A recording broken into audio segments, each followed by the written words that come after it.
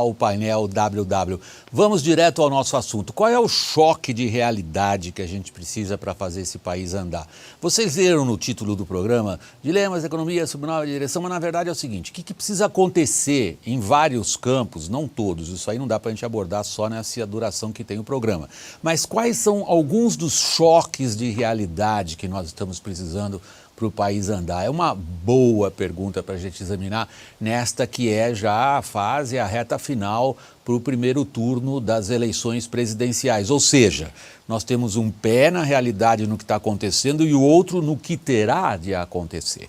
Nós trouxemos 3 participantes aqui com uma visão muito especial de cada um dos campos deles, o que é que precisa acontecer, qual é o choque de realidade.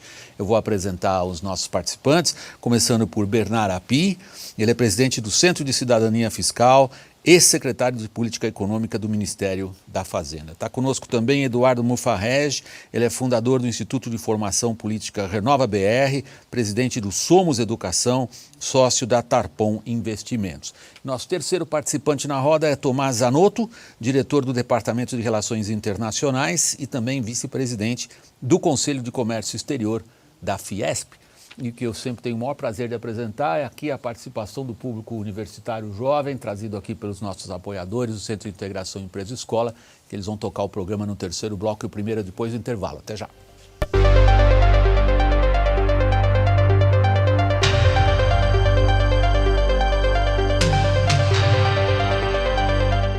Entre as pessoas que escolhem investir com a XP, algumas fazem isso porque ela indica os melhores investimentos para cada um. Outras porque ela oferece a maior diversidade de produtos do mercado. E outras pelo alto índice de satisfação dos clientes. Mas todas elas têm uma coisa em comum.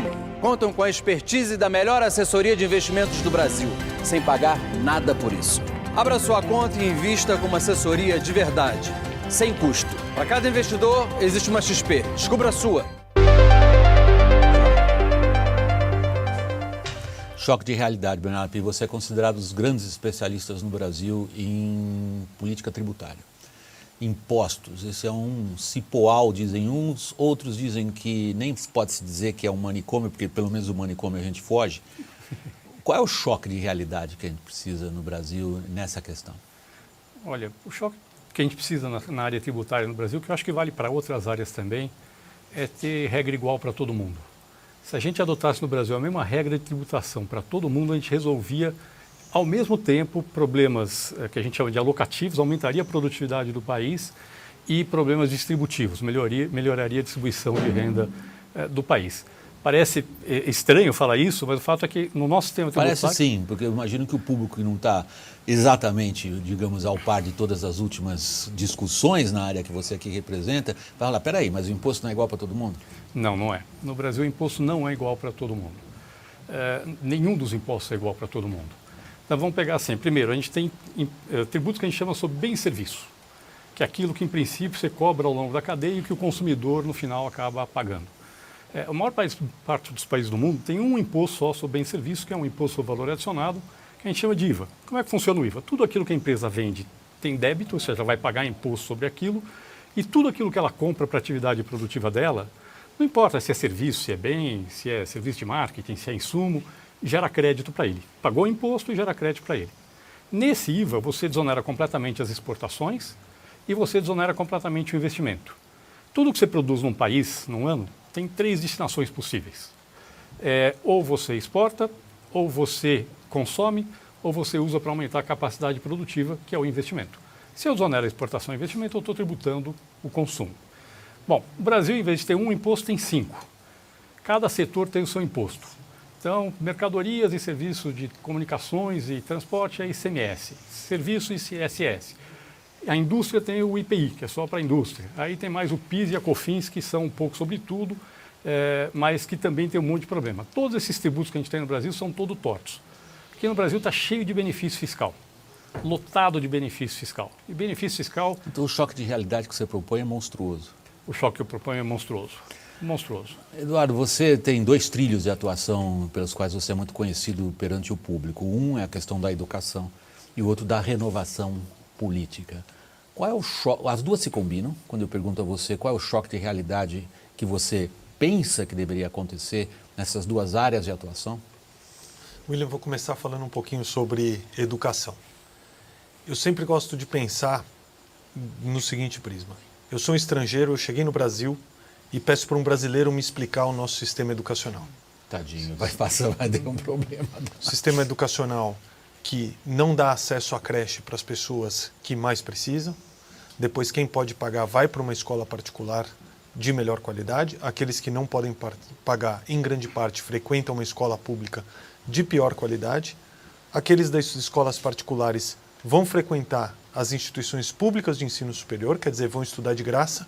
E aqueles que estudaram nas escolas públicas, os que mais precisam, vão, se frequentarem a faculdade, entrar numa faculdade pública, privada, de pior qualidade, ou sequer vão ter essa oportunidade. Ou seja, o nosso sistema está completamente invertido.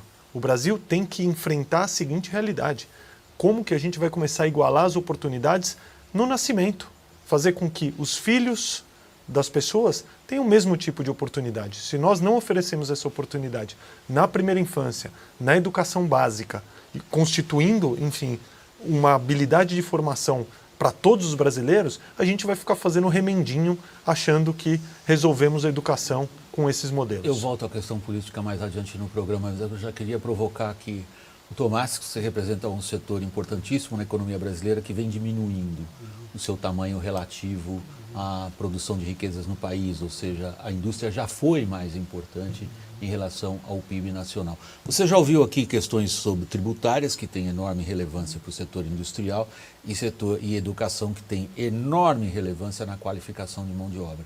Qual é o choque de realidade que você acha que precisa acontecer diante da crise, acho que essa é a palavra, pela qual a indústria brasileira passa? William, eu acho que você tem toda a razão. Eles tocaram dois pontos que estão diretamente, são uma das principais razões pelo enfraquecimento da indústria no país. Lembrando que a indústria ainda é responsável por cerca de 30% dos recolhimentos de tributos. Então, ela tem uma... E oferece um emprego de qualidade. E oferece um emprego de qualidade num país que tem... as pessoas muitas vezes não percebem que o Brasil é um dos dois únicos países do mundo que tem um número de habitantes, que tem a área que tem e que é autossuficiente na maior parte de matérias-primas e conseguiu construir cadeias industriais até de uma certa complexidade. Quer dizer, o outro país é os Estados Unidos. E quando você mede, inclusive, o fluxo de comércio exterior, que nós vamos voltar a falar nisso, você vai ver que o fluxo de comércio exterior do Brasil é parecido com o dos Estados Unidos e muito menor do que outros países como China, Singapura e coisa, por diversas razões que vão muito além da questão tarifária. Então, mas voltando um pouco nos dois pontos, a educação, a produtividade da mão de obra é fundamental para a competitividade industrial. E a questão tributária, eu diria que para a produção no Brasil seria até mais importante, eu diria que é da Previdência. Quer dizer, para a indústria. Para o país, a questão da reforma da Previdência é fundamental. Mas se fiscal, evidentemente, a qual você está abordando. Porque não há mais condições de se operar o termo que é usado com frequência é manicômio tributário. Quer dizer, você lá na federação recebe, às vezes, empresários ou CEOs de companhias, presidentes de companhias, eu me lembro de um da Alemanha que estava com lágrimas nos olhos dizendo, olha, pelo amor de Deus, já estava acontecendo a Lava Jato, ele fala, eu quero pagar o imposto, eu só quero saber quanto eu tenho que pagar. Eu não me incomodo de pagar mais do que eu tenho que pagar. E aí ele estaria ferindo já a questão estatutária, onde ele é obrigado, como senhor, a pagar o mínimo imposto que a lei permite. Isso é óbvio, você não tem que pagar mais. Então, essas duas questões, a da educação e do tributo, é fundamental. Mas há outras questões também. A questão do custo do capital no Brasil, eu acho que, devido a essa dificuldade de se operar no Brasil, o fato é que ocorreu uma grande concentração bancária e hoje o custo do capital no Brasil é altíssimo. Isso não só prejudica a retomada, prejudica a produção, prejudica o consumo, quando você vê o quanto as famílias estão endividadas no Brasil, Mas o que nos preocupa mais prejudica a nossa inserção nessa economia do século XXI, que é algo que está totalmente fora. É impressionante como no discurso hoje da presidência... O que você acha que, em termos de choque de realidade, vai acontecer nessa questão essencial da inserção do Brasil internacional? Queria passar... Você concluiu? Você não, eu ia falar um pouco da inserção internacional. Eu volto a isso, eu volto. Bernardo, tem uma questão essencial a partir da sua primeira intervenção, que é a que distância estamos disso que você disse que deveria acontecer? Um choque de realidade na área tributária, que seria, no fundo, uma transformação monstruosa, como eu disse, do como é feito hoje. Que distância estamos disso? Nós estamos, do ponto de vista do ponto de chegada, estamos anos-luz. Do ponto de vista político, depende da decisão política de se isso é prioritário ou não. A indústria, por exemplo, disse que é, muito mais até que a reforma da Previdência. Se for realmente prioridade, eu acho que o Brasil hoje está mais maduro para fazer uma reforma tributária do que teve no passado.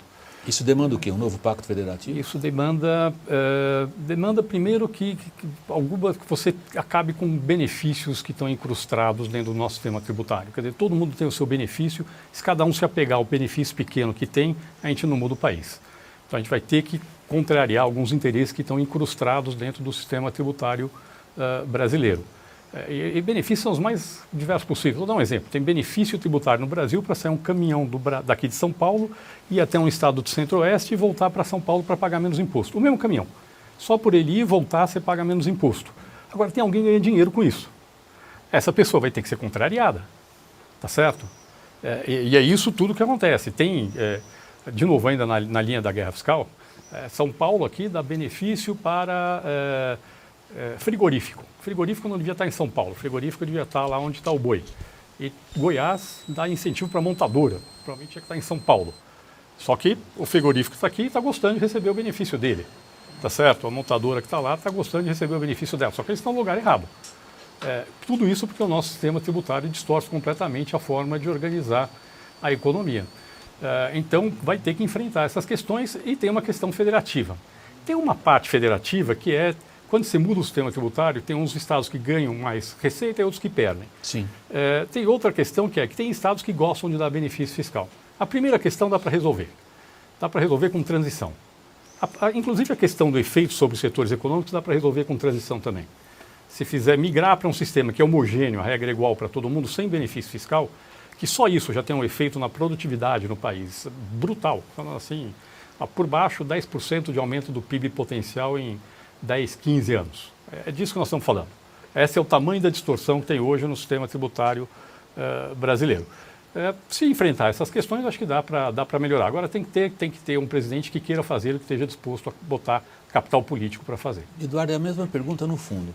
Quer dizer, quando alguém, especialista na área tributária, diz nós estamos num choque de realidade e eu pergunto a que distância estamos que esse choque aconteça, a primeira resposta dele foi anos-luz. Porém, se houver uma decisão política e se houver intenção de enfrentar essas questões que implicam, como ele acabou de dizer, perdedores, e alguns serão no seu setor da indústria. A que distância nós estamos do choque de realidade que você, por exemplo, diz que é necessário na educação? Da mesma forma que na área de tributos, eu acho que essa é uma discussão que está amadurecendo. Infelizmente, o Brasil alocou muito mal o aumento dos investimentos em educação. Nós fizemos uma política de expansão das bolsas de estudo para o ensino superior, fizemos, enfim, um crescimento das universidades federais e dos institutos técnicos federais para atender essencialmente essa elite vindo das escolas particulares. Quer dizer, o Brasil, você disse, é um sistema às avessas. Um sistema às avessas. Eu acho que dentro do que se propõe para o Brasil nos próximos anos, está muito claro que a gente não pode matar mais uma geração. Nós não podemos nos omitir da capacidade de treinar e capacitar uma geração desde a primeira infância. Mas você vê isso acontecendo? Eu vejo indícios de que esse é um caminho. Obviamente, criança não vota.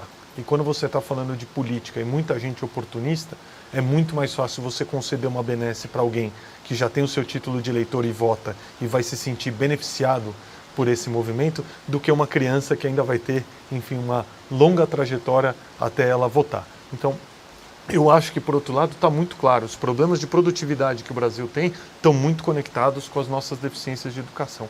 A própria inserção do Brasil como uma economia global, que é um desejo que nós temos, meio etéreo, mas é um desejo que existe, só vai se dar quando a gente tiver uma população que saiba, em primeiro lugar, falar português, segundo, ter um raciocínio lógico para cumprir equações de matemática e que consiga falar uma língua estrangeira. A gente ainda está muito longe disso, mas eu entendo que nos últimos anos, parte da orientação deu-se nessa direção e que em cima disso, eu acho que o rei começa a ficar nu e essas coisas começam a ficar claras. O que a gente precisa, como em tantas outras áreas da sociedade brasileira, é de coragem, de enfrentar essas questões e falar, se a gente quer ter um país diferente, todo mundo vai ter que, de uma certa forma, abandonar os seus apegos, os seus caprichos tributários ou as suas benesses para que a gente possa, de fato, chegar num lugar diferente. Mas ele mencionou um assunto que eu sei que é um assunto no qual você trabalha bastante, que é o da inserção internacional do Brasil. Ele o relacionou ao ambiente de negócios, a capacidade de a gente aumentar a nossa produtividade, portanto, a competitividade. Quando a gente pensa em comércio exterior, e você é vice-presidente do Conselho de Comércio Exterior da Fiesp, o Brasil é considerado um dos países mais fechados do mundo em termos de economia. Precisamos aí de um choque de realidade e, se é esse o caso, qual? Olha, sem dúvida precisa de um choque de realidade, mas tem que... Eu sou formado em engenharia. Em engenharia a gente aprende que o essencial quando você vai atacar um problema é o enunciado do problema. O enunciado aí está errado. O Brasil é mais que um país fechado. Se fosse só um país fechado, bastaria zerar as tarifas e você resolveria o problema. Collor tentou e a gente viu o resultado. O Brasil é um país difícil e essa dificuldade é que torna, entre outras coisas, exportar e importar também muito difícil, e muito mais caro, muito mais do que as tarifas. É óbvio que se você olha as tarifas de automóveis e de roupas, que são o pico da tarifa, 35%, são altíssimos, mas a tarifa média do Brasil é 6,5%, 7%. Quer dizer, se você zerar a tarifa, você vai ter, assim, sem negociar, você primeiro perde a sua capacidade de negociar acordos internacionais, porque a ficha que você põe na mesa para apostar é a sua tarifa. Eles só vão abrir o seu mercado para a sua carne se você abrir o seu mercado de automóveis. E quando um país percebe, por exemplo, o Japão percebe que eu vou negociar com a Coreia e, portanto, o carro japonês vai ficar para trás, ele corre para negociar comigo. Então, isso precisa se tomar muito cuidado. Agora, o que existe no Brasil é uma imensa dificuldade para se passar com as mercadorias pelos portos. E isso custa muito mais do que as tarifas. E isso só depende da gente. Eu não preciso negociar com o Japão, não preciso negociar com o Congresso na maior parte das regras. Vou te dar um exemplo prático.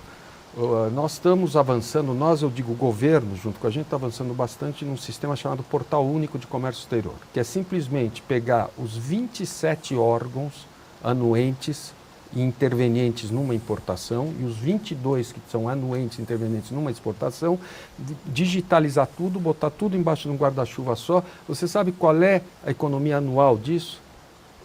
23 bilhões de dólares.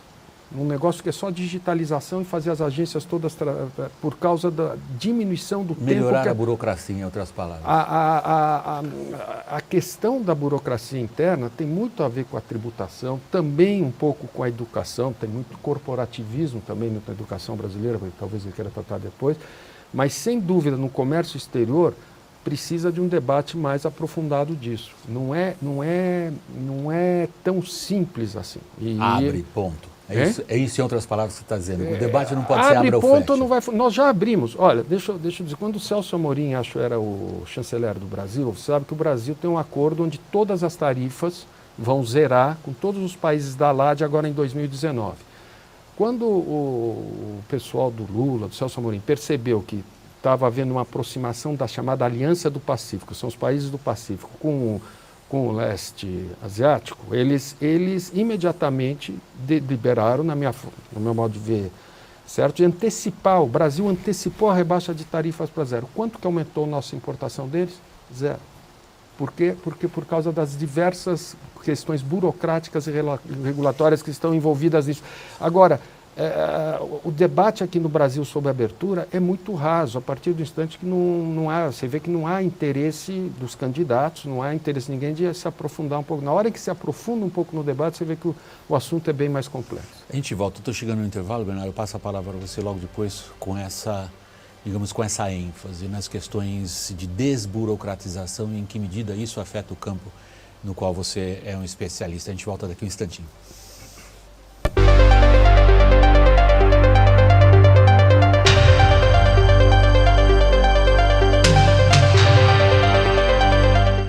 Entre as pessoas que escolhem investir com a XP, algumas fazem isso porque ela indica os melhores investimentos para cada um. Outras porque ela oferece a maior diversidade de produtos do mercado. E outras pelo alto índice de satisfação dos clientes.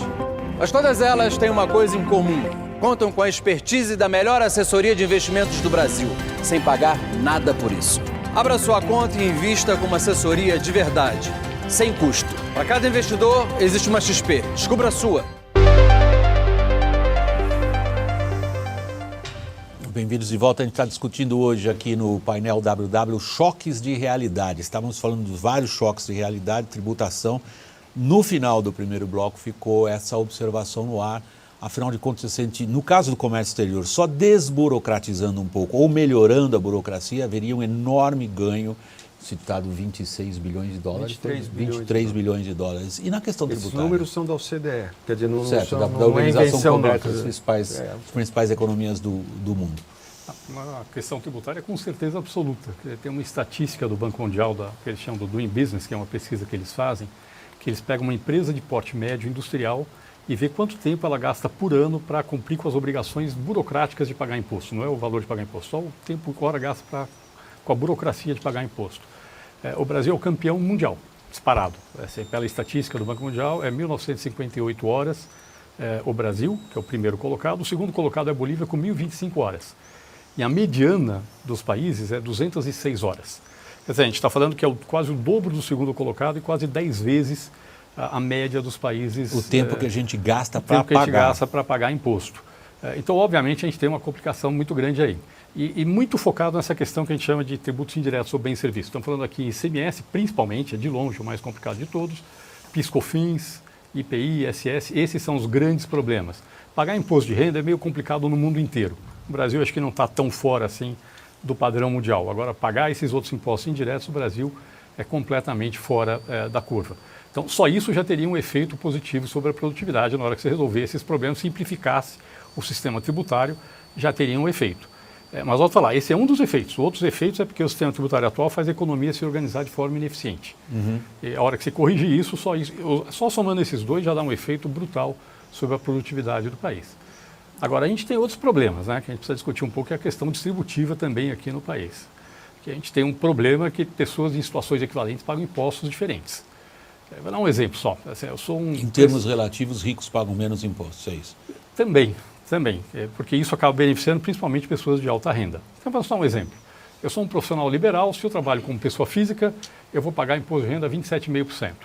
Aí, se eu monto uma empresa, viro sócio da empresa, eu vou pagar na empresa, sei lá, 11% a 15%, e aí eu distribuo esse dividendo para a pessoa física e não pago nada na pessoa física. Então, eu vou pagar muito menos imposto se eu for sócio de uma empresa para fazer a mesma coisa que eu faria se fosse pessoa física. Ou o empregado. O empregado também paga muito mais do que o sócio da empresa. Isso, de novo, é injustificável. Porque aqui no Brasil a gente tem uma estrutura em que situações totalmente equivalentes pagam impostos diferentes e quem se beneficia disso são pessoas ricas. Tem um outro caso, por exemplo, aluguel. Eu vou receber um aluguel, eu sou dono de um imóvel. Se eu recebo aluguel, eu tenho um imóvel, eu recebo na pessoa física, eu vou pagar 27,5% de imposto. Aí eu tenho 10 imóveis, eu monto uma empresa de lucro presumido, boto lá os imóveis, capitalizo, recebo aluguel pela empresa de lucro presumido, vou pagar de 11% a 14% de imposto sobre os aluguéis. Aí eu tenho 100 imóveis e mais 20 amigos que têm 100 imóveis cada um, a gente monta um fundo de investimento imobiliário, aí recebe os aluguéis desses 2.000 imóveis no fundo de investimento imobiliário e paga 0 de imposto. Deu para entender? Quer dizer, a gente tem um sistema tributário que você paga menos imposto quanto mais complexo o jeito que você montar para receber o aluguel, e quanto mais rico você for, menos imposto você paga. Está cheio de coisa assim no Brasil. São só alguns exemplos. Eduardo, me parece que a discussão caminha inevitavelmente para a gente pensar que tipo de renovação política, que tipo de choque de renovação política seria necessário para que, por exemplo, decisões na área tributária que implicam também rever pactos federativos, implicam decisões de coordenação ou, no caso da indústria, como você mencionou agora, implica estabelecer estratégias de comércio exterior, entre outras. Que choque de realidade a gente precisa em termos de renovação da capacidade daqueles que, estando na política, têm que tomar esse tipo de decisão? Em primeiro lugar, entender que as soluções passam pela política. Tudo que a gente falou aqui, de uma certa forma, dependem de governo, seja governo federal, estadual, Todas as municipal. decisões são políticas, ó. Todas. Então, primeiro a gente tem que reconhecer isso. Dado que essas decisões estão na esfera política, nós temos que botar gente boa lá dentro. E a nossa sociedade foi muito omissa nesse campo durante muitos anos. Normal as pessoas não lembrarem quem votou para deputado federal, não lembrarem quem votou para deputado estadual. Eu queria só fazer um parênteses aqui. Eu tenho dado muitas palestras Brasil afora. Eu faço esse teste com toda a plateia. Ninguém se lembra em quem votou para representante do povo 4 anos atrás. Isto é um fato, é impressionante. Fecha parênteses.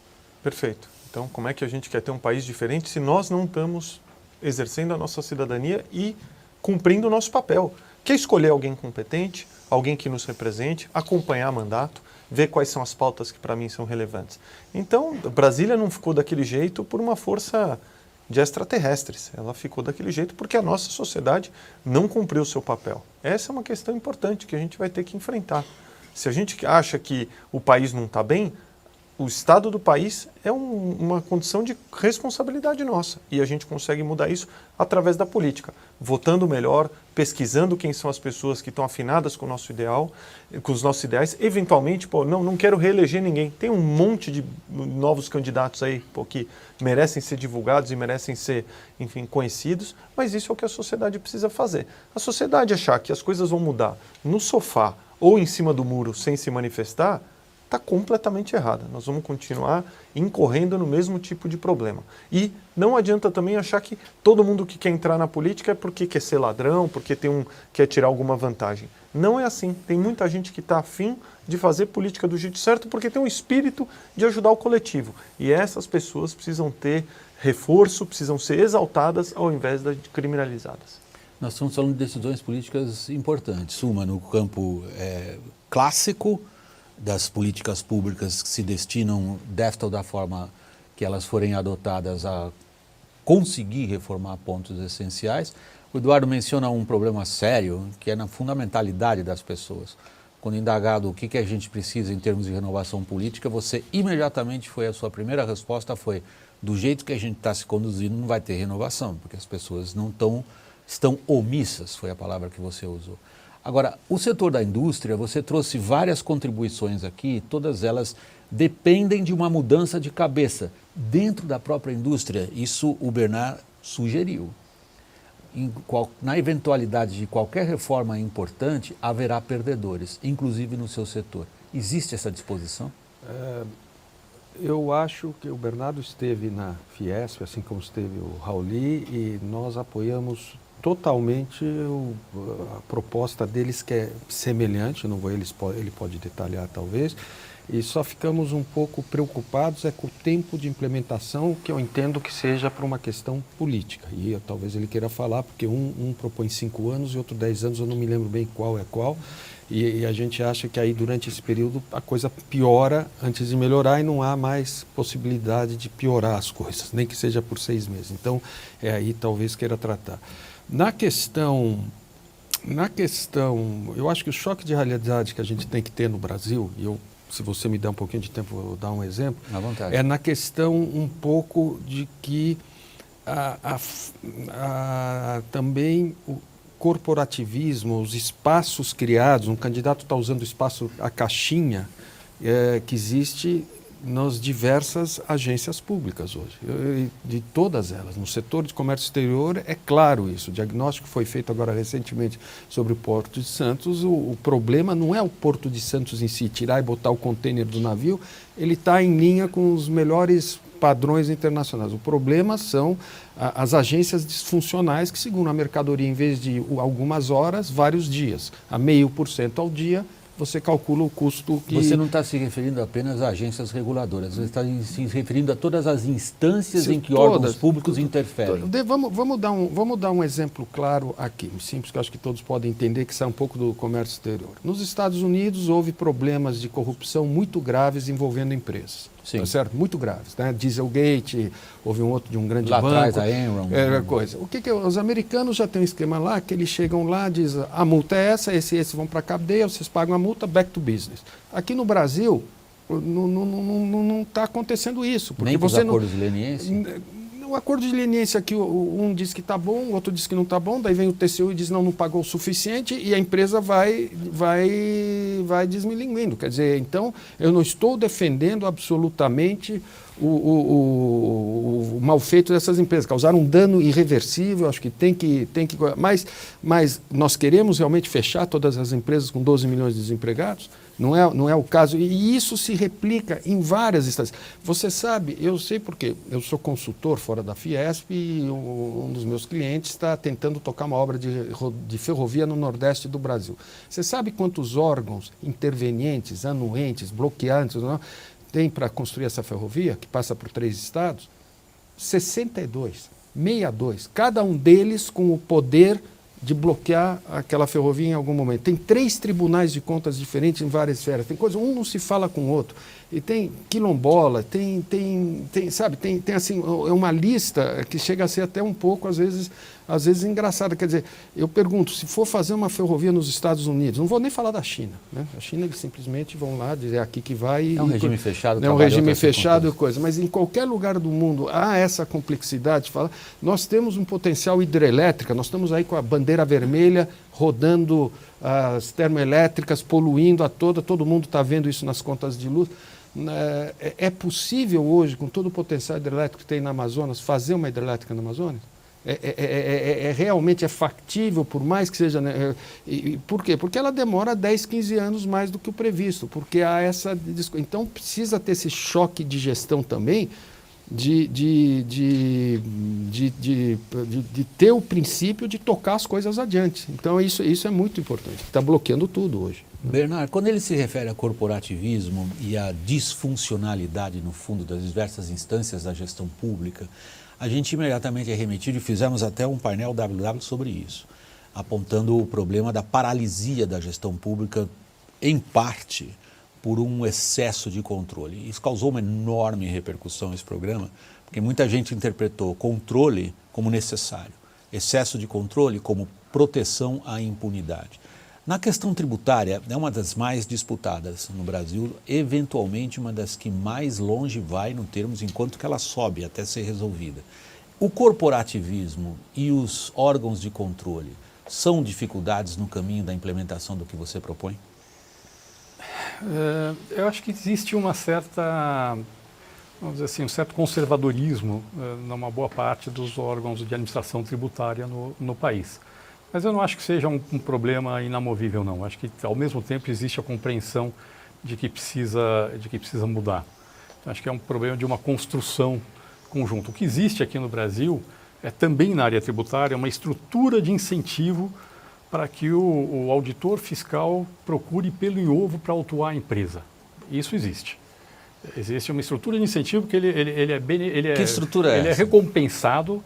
Ele ganha mais se ele autuar mais empresas. Então ele vai começar a procurar pelo em ovo, começar a fazer divergir, procurar diferença de interpretação da legislação, fazer uma interpretação da legislação para tentar mostrar aquilo que aquela empresa fez é ilegal e autuar a empresa, cobrar uma multa, aí vai entrar, vai na instância administrativa, fica 5 anos, aí vai para o judiciário, fica mais 10 anos, 15 anos depois vai resolver aquele problema com um custo enorme para a sociedade, para as empresas.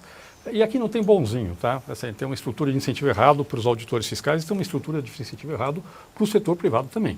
A gente tem uma Constituição que detalha demais matérias tributárias no Brasil, tem um monte de conceito tributário na Constituição. Então, o que acontece? Qualquer lei que você faz aqui no Brasil sobre questão tributária, vai ter um advogado que vai dizer que aquilo é inconstitucional. Porque a nossa Constituição é super detalhada, tem 500 mil interpretações, e aí ele vai lá e vai começar a questionar que é inconstitucional, a empresa não vai. E aí ele que está errado, vou ser bem claro, tá certo? Então, nós estamos errados dos dois lados. A gente tem um excesso de litígio pelo lado do setor privado, porque eles ficam procurando qualquer brecha para poder pagar menos imposto, e aí a Constituição nossa ajuda, e temos, do outro lado, um setor, uma administração tributária que fica também procurando pelo em ovo para poder autuar, multar o contribuinte e ganhar. E o efeito disso é um contencioso tributário absolutamente cavalar. Tem um estudo feito, uma dissertação de mestrado, que a moça comparou, pegou as 30 maiores empresas de capital aberto não financeiras do Brasil e comparou o montante de matérias em litígio tributário com perda provável ou possível com o valor de mercado dessas empresas. Deu 32%. 32% do valor de mercado das empresas era matéria em litígio tributário. Isso é uma insegurança jurídica cavalar. Isso Claro, tem se uma efeito... empresa quiser comprar outra, ela não sabe qual é o passivo. Isso, se eu vou investir no Brasil e vejo que o meu concorrente tem 30% do patrimônio dele em litígio tributário, eu vou fazer o quê? Eu não vou investir nesse país. Isso é risco. Eu estou comprando um risco aqui no país. Ao entrar no Brasil, você está comprando um risco tributário que não existe em outros países. Isso acaba afetando, piorando, prejudicando muito o investimento. E quem investe, investe com uma margem mais alta para compensar esse risco. Eduardo, quando a gente abordou agora na mais recente rodada, na sua mais recente intervenção no programa, a questão da renovação da política, e a sua resposta inicial foi: é difícil pensar em renovação política se a sociedade se omite de participar da política. Eu refaço essa pergunta agora sobre um outro ângulo, a partir do que o Bernardo nos expôs. Existe, na sua opinião, nisso que a gente poderia chamar de classe política, uma ideia da mentalidade que precisa ser alterada para que problemas como esse que o Bernardo mencionou, ou também que o Tomás vem mencionando, sejam, em primeiro lugar, reconhecidos? Na minha visão, sim, até por isso a gente convidou o Bernardo para ele ser um dos nossos professores na instituição de formação política que a gente desenvolveu. Eu acho que essas questões, que são questões que estão consagradas, não tem muita discussão, que o Brasil precisa passar por uma reforma tributária, que o Brasil é uma economia fechada, que a gente precisa de uma reforma na educação, que a gente está ficando cada vez menos atrativo como um polo de investimento para o mundo, porque qualquer investidor estrangeiro que vem aqui vê a complexidade e vai embora, e o próprio empresário brasileiro está olhando a complexidade e está deixando de contratar, está desistindo de ter o seu negócio, porque, de novo, é muito difícil e tudo isso afeta a atividade econômica, emprego, que no final do dia é o maior vetor de dignidade em qualquer sociedade. A realidade é que a gente precisa sair dessa discussão ideológica. Eu sou de esquerda, direita, Estado grande, Estado pequeno. Vamos para as questões importantes que, de fato, afetam a vida das pessoas, porque eu acho que muitas vezes a gente está se perdendo, cada um falando para a sua própria bolha. Não, eu sou isso, eu sou aquilo. Não, vamos olhar para a questão tributária e de que forma diferentes pessoas, muitas vezes até que se vêm de diferentes grupos ideológicos, podem convergir para chegar numa resolução.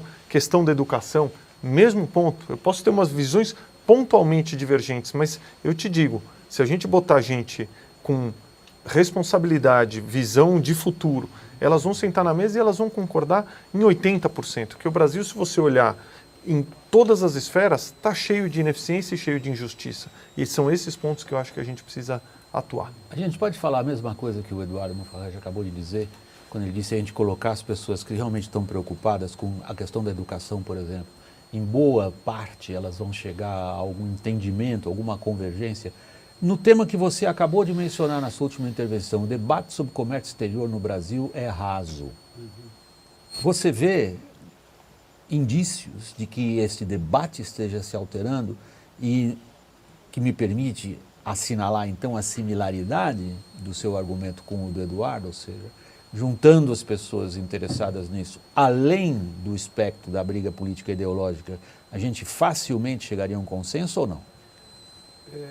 Eu acho um pouco mais difícil aí, porque há no Brasil, a minha geração toda, eu sou mais velho que eles, então a minha geração toda viveu um pouco sob a égide dos macroeconomistas, principalmente e com esse foco muito grande no combate à inflação. Então, é necessário um pouco uma presença maior de microeconomistas no debate, como ocorre lá fora, tá certo? A própria... veja, por exemplo, um assunto que é engraçado. Toda vez que se fala em independência do Banco Central, todo mundo concorda. Até que alguém diz, tá bom, então vamos ter a independência do Banco Central, mas nos termos dos americanos. Não vamos pegar um país estranho. Ou seja, o Banco Central vai discutir inflação, mas vai discutir também crescimento ou desemprego, o que vocês quiserem. Morre imediatamente, sai de pauta o assunto e não volta. Então, a questão do comércio exterior, ela é de uma importância tão grande para um país continental como o Brasil, que é impressionante que ela esteja totalmente fora do núcleo duro das propostas econômicas sociais. E esses economistas, por exemplo, que estão assessorando os principais candidatos, os candidatos já não são jovens, são da minha geração. Os economistas também já não são tão jovens. Você pergunta para eles, mas por que você não dá uma lida no livro do Jean Tirole, por exemplo, economista que ganhou o Prêmio Nobel agora em 2014, se não me engano, que é mais um microeconomista. Então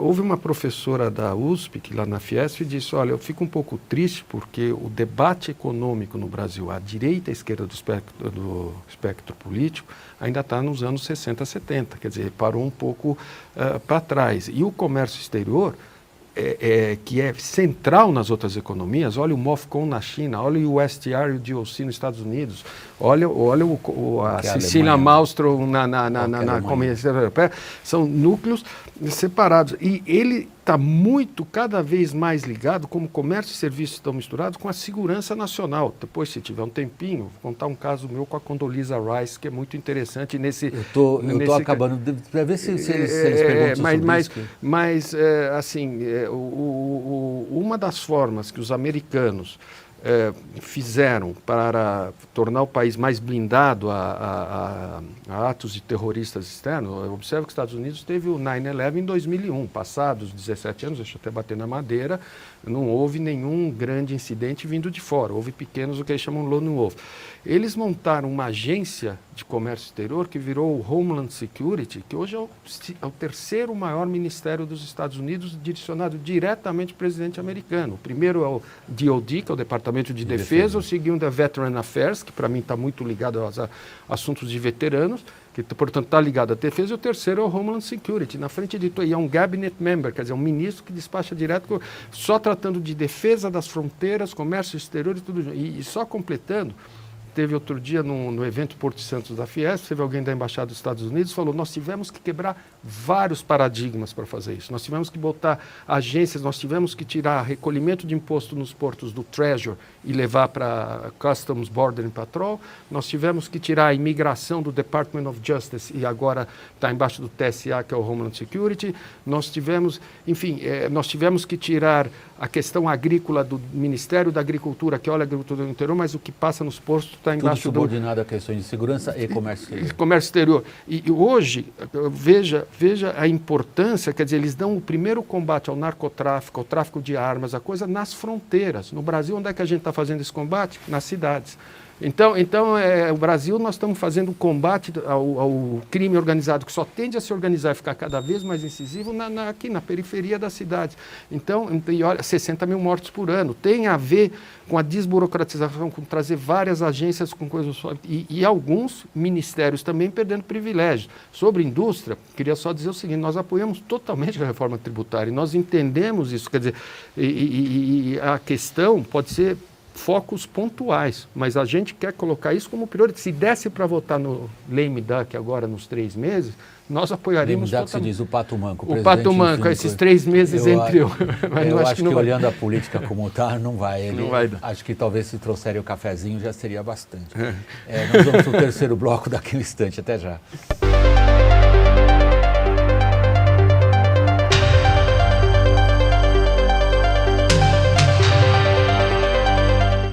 Entre as pessoas que escolhem investir com a XP, algumas fazem isso porque ela indica os melhores investimentos para cada um.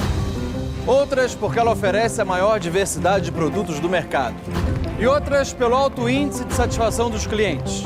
Mas todas elas têm uma coisa em comum. Contam com a expertise da melhor assessoria de investimentos do Brasil, sem pagar nada por isso.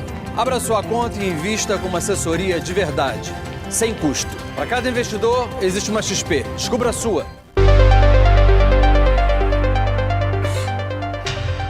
Deixa eu ver quem tem a primeira pergunta pronta. Você? Tá bom. Ali, primeira pergunta.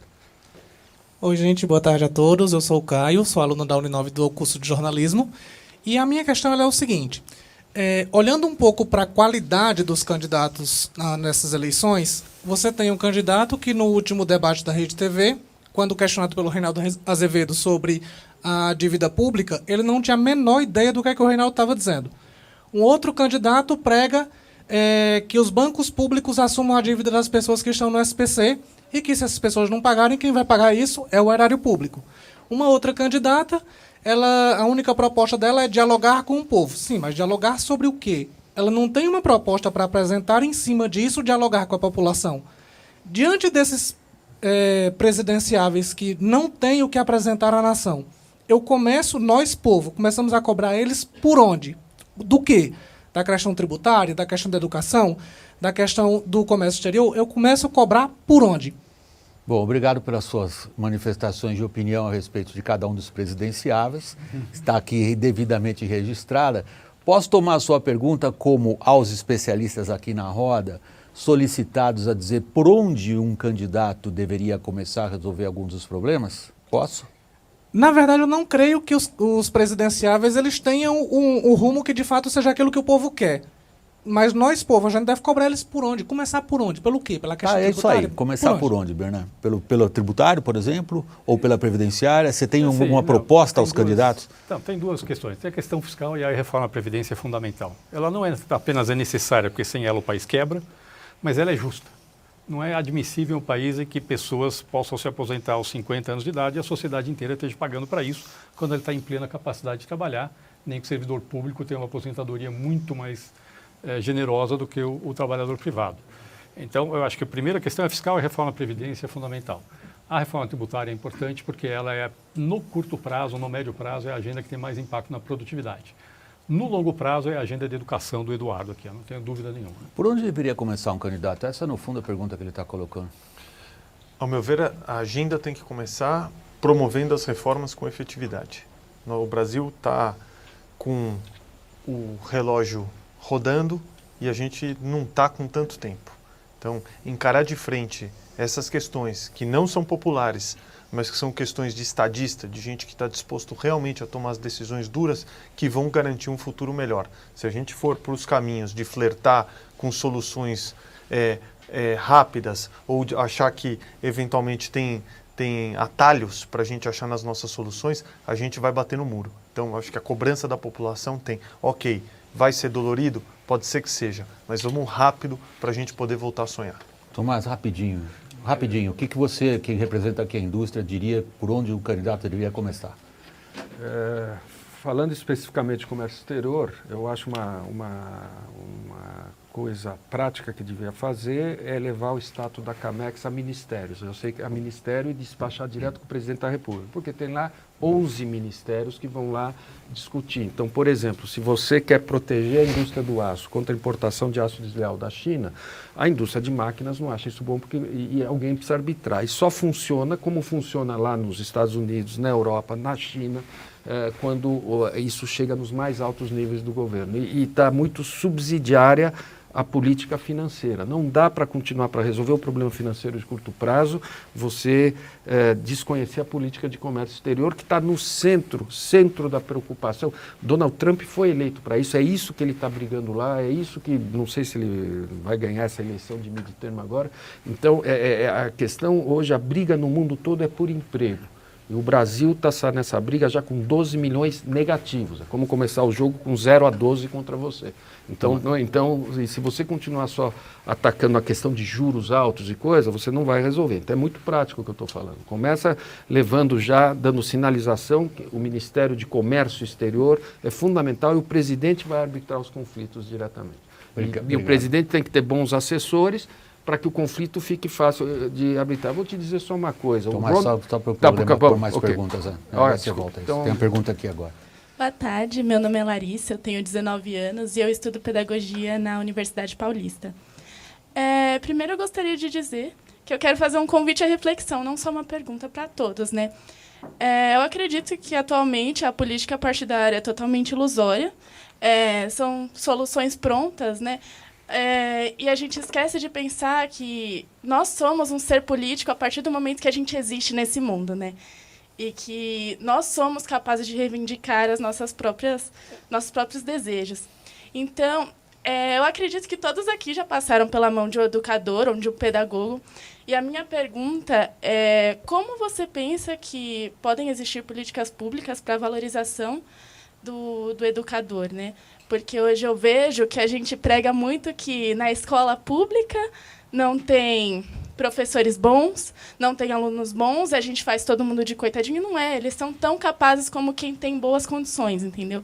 Eu tenho propriedade para falar isso, porque eu fiz estágio, vi as crianças e elas são incríveis, sabe? Eles já são cidadãos. Então, eu quero... Qual a sua proposta sobre o futuro da educação e a valorização dos profissionais? Essa foi quase uma pergunta para candidato ainda. Ótima pergunta. Imagino que seja... Eu sou neto de professora da rede pública e filho de professora também da rede pública. E se o Brasil não investir em ter pessoas da melhor qualidade e da melhor competência dentro da licenciatura, na pedagogia, é muito difícil que a gente consiga fazer um trabalho de recuperação da educação. Eu vejo e me dá muita tristeza quando tem muita gente competente, capaz e que poderiam ser excelentes professores, lembrando que professor não é uma profissão que corre o risco de ser extinta nos próximos anos, porque dado que várias profissões vão ser extintas, mas professor não. E eu vejo que as pessoas perderam o brilho, perdeu a atratividade. Eu te aplaudo por você ter seguido por esse caminho, mas tornou-se uma coisa cada vez mais rara. Para isso, tem que se transformar numa carreira atrativa, de um lado, tem que ter propósito também, porque ninguém obriga ninguém a fazer nada, tem que gostar de ensinar, tem que gostar de criança, tem que ter paciência, mas eu acho que se o Brasil não investir numa carreira docente de qualidade para fazer com que a pedagogia e a licenciatura sejam polos de atração, a gente vai ter muita dificuldade de evoluir do ponto de vista de qualidade educacional. Obrigado, então, Eduardo. Obrigado. Não, só para poder pôr mais perguntas, que o tempo corre rápido. Tem mais uma aqui. Boa tarde, meu nome é Pedro Schmidt, eu sou estudante de economia no INSPER. Acho que minha pergunta vai um pouco mais para o Bernardo Api. O senhor falou das corporações, né, e etc. tal, mais sentido. E voltando um pouco mais na história, né, eu lembro de quando eu li o livro do Alexis de Tocqueville, O Antigo Regime e a Revolução, uma das regiões da França que ele mais elogia é o Languedoc, que são os pays d'État, né, que são os países de Estado dentro da França. E o que ele fala que é a chave para esses países terem as melhores ruas, o melhor desenvolvimento da França pré-revolucionária, né, antes de estourar a Revolução Francesa, é a autonomia. Né? Então, os impostos, toda a política tributária é mais voltada para a própria região, não vai direto para Paris. Eu gostaria de saber se o senhor acha que no Brasil dá para fazer alguma coisa nesse sentido, um pacto federativo diferente em que se dê mais autonomia para os estados ou alguma coisa nesse sentido. A pergunta é complexa, ela é quase um seminário acadêmico, porque ela tá pedindo que a gente reflita sobre autonomia ou centralização, no fundo, é o que ele está colocando aqui como problema. Né? Eu sei. Pedro, esse é um tema complicado. Você consegue resumir um pouquinho? Consigo.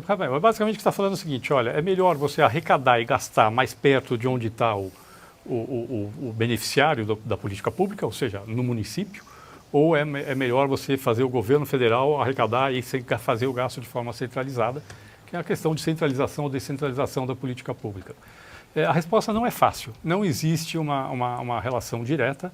Existem países descentralizados que são muito eficientes e países descentralizados que são ineficientes, e países centralizados que são eficientes e países centralizados que são ineficientes. Então não é automático a relação. Eu pessoalmente gosto da ideia de descentralização, desde que a hora que você descentralizar o ente para qual você descentralizou, tem a capacidade de gerir a política pública. A gente tem município no Brasil de 800 habitantes que tem a menor capacidade de fazer gestão de política pública. E depende completamente de transferência. Não faz sentido nenhum da autonomia para esse ente. Me desculpe, está errado. Ele não vai conseguir fazer. Então, o que precisa fazer? Então, aqui no Brasil, na maior parte dos países, o ente federado é o Estado. Aqui no Brasil, o ente federado é o município. A gente deu uma autonomia para uma coisa. Uma coisa é São Paulo. São Paulo é maior do que a maior parte dos estados. A cidade de São Paulo é maior que a maior parte dos estados do Brasil. E, obviamente, tem condição de gerir sua política pública. Um município muito pequenininho, não. Ele vai ter que atuar de forma coordenada com outros municípios, com alguém fazendo essa coordenação. Eu acho que aí tem um trabalho muito grande a ser desenvolvido nessa área. Última pergunta. Boa noite. Meu nome é Bruno, também sou estudante do INSPER de Economia. Minha pergunta também vai para o Bernard. Então, nós estamos ao vivo, né? Boa tarde, né? Boa tarde, né? Boa noite, não. Quem está acompanhando as eleições sabe que muitos presidenciáveis já admitiram a necessidade da reforma tributária, inclusive citaram o nome do API e da proposta do CCIF. Queria voltar no ponto que o Tomás falou sobre a transição, como seria a transição da proposta do CCIF, em quantos anos, como se daria no geral. Tá bom. Então, só para explicar, lá no Centro de Cidadania Fiscal, a gente está propondo migrar do sistema tributário atual, substituir 5 tributos brasileiros, ICMS, ISS, IPI, PIS e COFINS, por um único imposto do tipo IVA, sem benefício fiscal, com uma regra igual para todo mundo, alíquota uniforme para todo mundo. E a gente está propondo fazer 2 transições. Uma transição em 10 anos para os contribuintes, para as empresas, ou seja, ao longo de 10 anos você vai reduzindo progressivamente as alíquotas dos tributos atuais e aumentando progressivamente a alíquota do novo imposto. Tem um período inicial de teste de 2 anos, pelo qual você conhece a capacidade de arrecadação do novo imposto e com isso você consegue fazer essa transição mantendo a carga tributária constante. Porque no Brasil a gente não aceita aumentar a carga tributária e também não tem condição de reduzir a carga tributária numa situação de crise fiscal como a gente está. E a gente está propondo uma segunda transição, que é na hora de esse imposto é arrecadado numa conta centralizadora e esse dinheiro é distribuído para a União, para cada estado e para cada município do país. E a gente está propondo, nessa distribuição da receita, fazer uma transição mais longa ainda, que a distribuição atual vai convergir para a distribuição, que é a ideal, que é pelo consumo, que a gente chama de princípio do destino, em 50 anos. Não tem nenhum impacto para o contribuinte, o sistema tributário muda em 10 anos. Mas para minimizar a resistência de estados e municípios, a gente está fazendo com que o efeito dessa mudança sobre as finanças públicas deles seja em 50 anos. E isso acho que ajuda bastante, as 2 transições ajudam a facilitar a aprovação da reforma, na verdade. Pessoal, estou chegando ao final, eu sei que vocês falam, não é televisão, William, toca o tempo. Fica mais tempo no ar. Não dá. A gente tem uma série de restrições técnicas. Depois eu gravo um vídeo para vocês explicando. Eu queria agradecer a participação aqui no estúdio do painel WW dos nossos debatedores, começando por Bernardo Api, presidente do Centro de Cidadania Fiscal. Bernardo Api foi secretário de Política Econômica do Ministério da Fazenda. Quero agradecer a Eduardo Mufarrege, fundador do Instituto de Formação Política Renova BR, presidente do Somos Educação, sócio da Tarpon Investimentos. E, em terceiro lugar, agradeço a Tomás Zanotto, diretor do Departamento de Relações Internacionais e vice-presidente do Conselho de Comércio Exterior da Fiesp. Muito obrigado a vocês, alunos, estudantes, jovens que participam da conversa, trazidos aqui pelo nosso apoiador, o Centro de Integração Empresa e Escola. E, especialmente, meu agradecimento a vocês pelo carinho e pela audiência. Até a próxima edição.